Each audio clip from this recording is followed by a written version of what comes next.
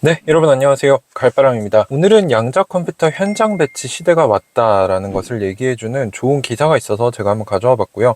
이것이 아이온큐의 대량 생산, 또 공장을 만든 흐름과 일치한다라는 저의 얘기를 드리기 위해서 양자 컴퓨터의 현장 배치가 상승세에 있다는 기사, 그리고 IBM 양자 컴퓨터의 가격도 같이 추측을 해볼 거고요.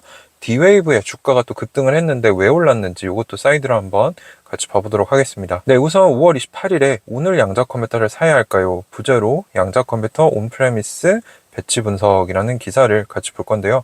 온프레미스라는 거는 고객사 사이트, 고객사 현장에 직접 양자 컴퓨터를 가져다 놓고 설치하는 것을 얘기를 합니다. 그래서 소제목으로 보면은 온프레미스 배치가 떠오르고 있다. 지난달에만 여러 중요한 거래가 이뤄지면서 온프레미스 양자 컴퓨터 채택이 증가되고 있습니다. 그래서 이 소식들은 제가 유튜브에서 전해드린 바 있는데 다시 복습을 해보면 IBM이 라이켄과 협력을 했다. 그래서 일본의 연구소 라이켄이 IBM 퀀텀 시스템 2 두 번째 세대 최신이죠. 이거를 설치하기로 결정을 했는데 이 양자 컴퓨터는 라이켄의 후가쿠라는 슈퍼컴퓨터와 통합될 예정이다. 그래서 엔비디아도 이런 것들을 추구하면서 양자 컴퓨터와 슈퍼컴퓨터가 합쳐지는 형태가 앞으로 떠오를 거다. 하이브리드 형태로 갈 거다라고 말씀을 드렸죠. 이 외에도 QLR 컴퓨팅이 대규모 주문을 받아서 AIST라는 일본의 고급 산업과학기술 연구소에 약 560억 원 정도 규모의 양자 컴퓨터를 설치하는 계약을 체결했다라고 말씀을 드렸고, 리게티 역시 꾸준히 9큐비트 수준의 기초적인 QPU를 여러 곳에 연구용으로 판매하는 이런 것들을 하고 있는데, 그것을 영업을 촉진하기 위해서 파트너십 프로그램을 런칭을 했습니다. 거창하게 말해서 파트너십 프로그램인데 영업을 또 마케팅을 하면서 많은 회사들이 사갈 수 있게 한다는 거죠. 그래서 이미 미 공군 연구소나 호라이즌 퀀텀 컴퓨팅 같은 곳에 초기 판매를 하면서 강력한 시작을 알렸는데 한 대에 한 11억, 12억 원 정도 합니다. 지금 한 두세 대 정도 판매한 것으로 알고 있고요. 그래서 왜 이런 일들이 있는가? 이 온프레미스 양자 컴퓨터 상승세의 원동력은 무엇인가? 두 가지 세그먼트로 볼 수 있는데, 첫 번째는 양자 컴퓨터를 연구하고 교육을 위한 그쪽, 그리고 어플리케이션 개발, 잠재적으로 이거를 활용하기 위한 이 두 가지, 연구용 또는 활용하기 위한 용, 이렇게 나뉘는데, 연구용은 학술 및 연구기관이 주로 가져가고 있고, 고객의 요청에 따라 커스터마이징이 들어갈 수도 있습니다.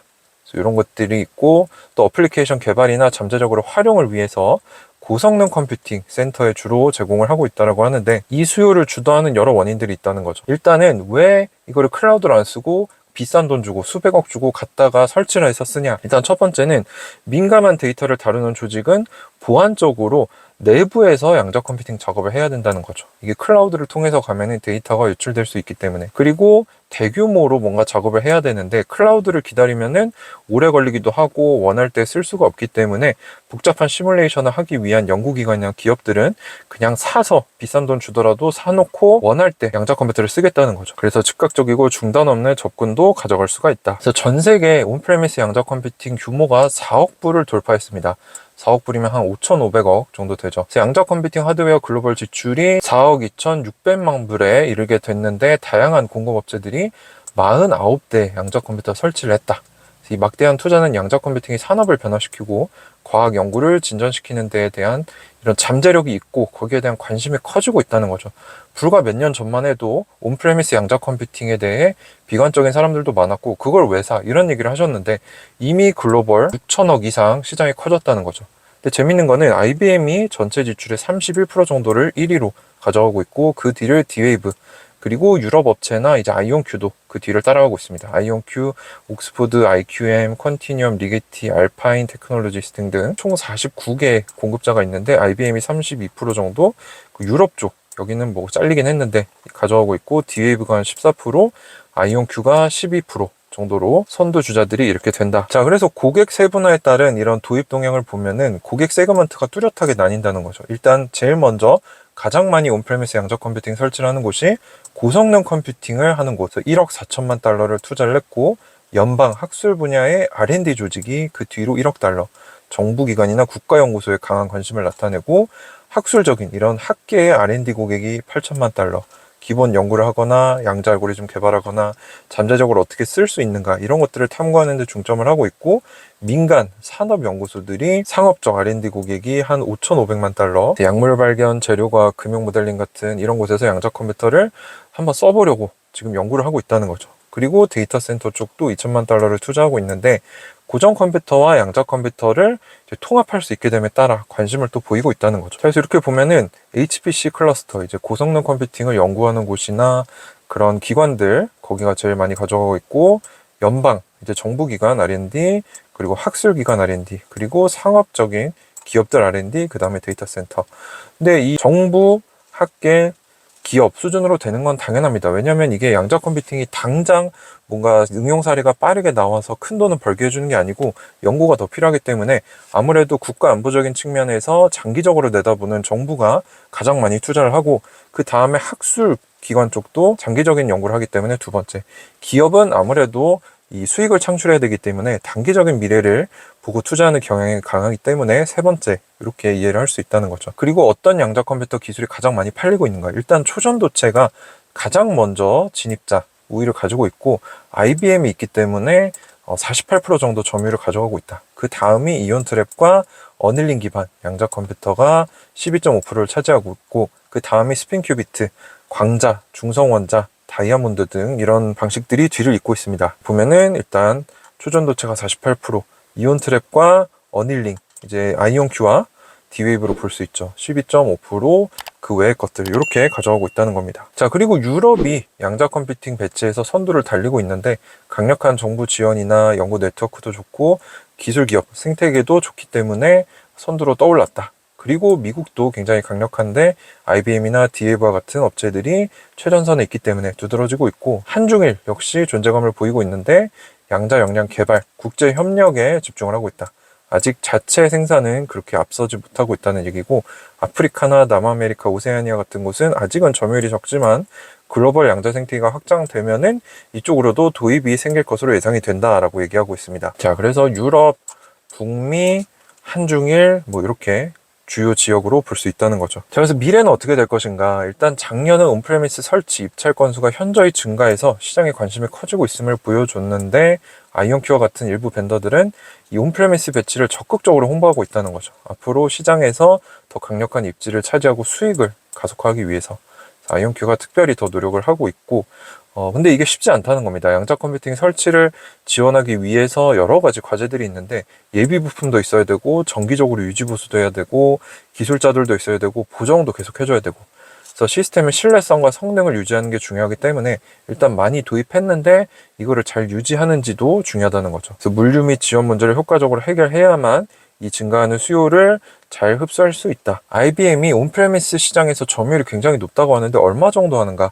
그것을 힌트로 알려주는 기사가 하나 나왔어요. 그래서 엔비디아 사람들, 지분 0% 공동 창업자는 양자 컴퓨팅의 전부를 건 기부킹이다 라는 아시아경제 정현진 기자님이 쓰신 기사가 나왔었는데, 엔비디아 전 CTO 커티스 프리엠은 젠슨왕과 함께 엔비디아를 공동 창립했는데, 모교 공대인 렌셀러 폴리테크닉 대학 RPI가 최첨단 기술허브가 될 수 있도록 20년간 기부금을 쏟아냈다고 합니다. 특별히 양자 컴퓨터를 도입을 해서 이 발전에 성공하면 학교와 지역 경제도 살릴 수 있을 것이라고 믿고 있는데, 2001년부터 RPI라는 대학에 3억 달러, 4천억 이상을 기부했는데 그 중에 7,500만 달러를 양자 컴퓨팅 시스템 마련에 썼다라고 합니다. 그리고 RPI는 이를 기반으로 대학 최초로 IBM 양자 컴퓨팅 시스템을 확보하게 된 거죠. 그럼 힌트가 나왔죠. RPI에 설치된 IBM 퀀텀 시스템 1, 1세대, 지금은 2세대까지 나왔는데요. 127큐비트 기반의 이글 QPU를 쓰고 있고 7,500만 달러라고 했죠. 그러면 이 양자 컴퓨팅 시스템이 한 1,000억 정도 하는구나라는 거를 우리가 알 수가 있습니다. 참고로 IBM 퀀텀 시스템 1은 RPI랑 오하이오주에 있는 클리브랜드 클리닉, 그리고 독일의 이 리서치 기관, 그리고 일본의 도쿄 대학까지 총 4-5군데 정도에 설치가 된 상태이고요. 아이온큐에 35EQ, 64EQ 두 개를 합쳐서 스위스의 퀀텀 바젤이 2,800만 달러에 샀다라는 기사가 있었습니다.